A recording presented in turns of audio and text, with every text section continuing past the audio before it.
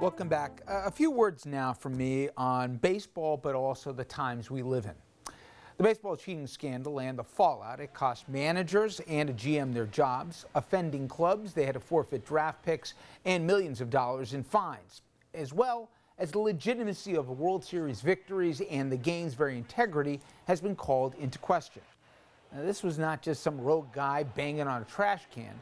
This was a coordinated, electronic, team-sanctioned scheme to not merely game the system, but instead to cheat their opponents, fans, and the game an honest result. The commissioner, who had warned teams just a year earlier to cut the crap, clearly saw this as a threat to the game's integrity and rightfully dropped the hammer. So, end of story, right? You'd be wrong. Jessica Mendoza, who's a baseball analyst at ESPN, she spoke for seemingly more than a few folks in the baseball world when she reserved her greatest outrage not for the offenders, but for Mike Fiers. He's the pitcher, formerly of the Astros, who saw firsthand the lengths to which his club went to rig games, and this, after what he had to say, is what Miss Mendoza's reaction was.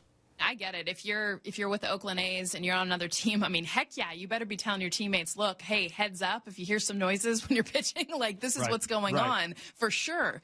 But to go public, yeah, that it didn't sit well with me. And honestly, it made me sad for the sport that that's how this all got found out.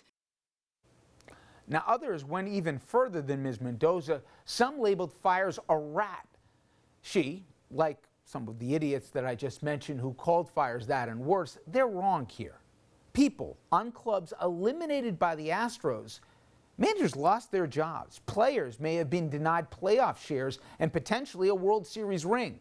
Fans, including from New York, were cheated from a true champion potentially.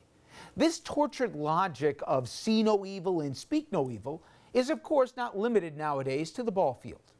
The whistleblower in the Ukraine scandal, he was threatened and eventually outed by our president and his supporters. Trump going so far as to reminisce about the good old days when you'd execute someone for such disloyalty. Now, let's go back to what the whistleblower actually did. He went through the proper channels to disclose such an egregious, corrupt abuse of power that even the president's own men who witnessed that call tried to bury and cover up the offense. Go throughout history. Should Mark Felt, a.k.a. Deep Throat, have kept quiet about what Nixon was doing with Watergate?